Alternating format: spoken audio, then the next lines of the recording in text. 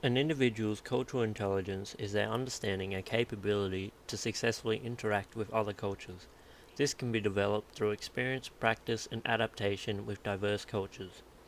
However, before being able to understand cultural intelligence, we must first be culturally self-aware. Cultural self-awareness is the understanding of our own beliefs and values. When we become self-aware, we learn that various behaviors may be perceived differently in some cultures than others, as stated by Quart and Katesook. Acceptable and unacceptable gestures vary from culture to culture. For example, asserted by Breslin, Worthley, and McNabb's reading Cultural Intelligence, people in Japan must present their business cards with both hands instead of simply handing it over with one hand, like many other countries do. Cultural self-awareness is the basis towards understanding cultural differences, which in turn increases cultural intelligence.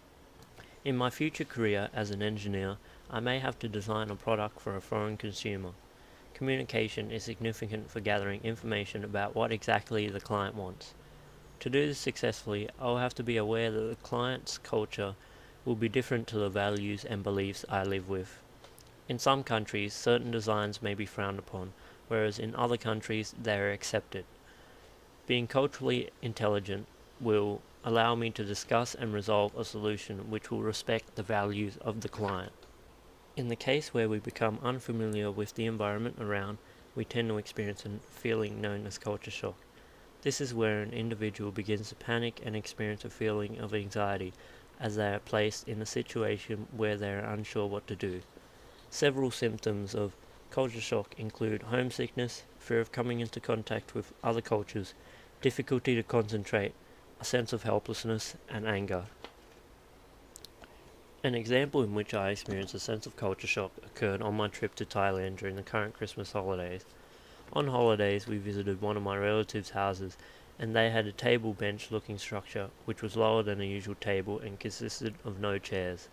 At first, I was unsure what this was used for, but as lunch came around, people began bringing food out and laying it on the table. At this point, I was confused with how we were going to eat until I saw my relatives gather and sit on the table-like structure around the food. This was very uncomfortable for me because in the usual culture I live in, it is considered impolite to sit on the table where people are eating. This was when I realized that this structure was used the same as if we were sitting on the floor and eating, which is a usual tradition to do in many Asian cultures. Although it wasn't much, I somewhat experienced the first and second stages of culture shock, according to Flanger's article. At first, I was excited to visit, but I was then placed in an unfamiliar situation where I was unsure how to react. However, after a very short time, I experienced the recovery stage, as I began to realize what to do with the support of my relatives. What followed is a complete adjustment stage where I learned to adapt to the new culture and hence increased my cultural intelligence.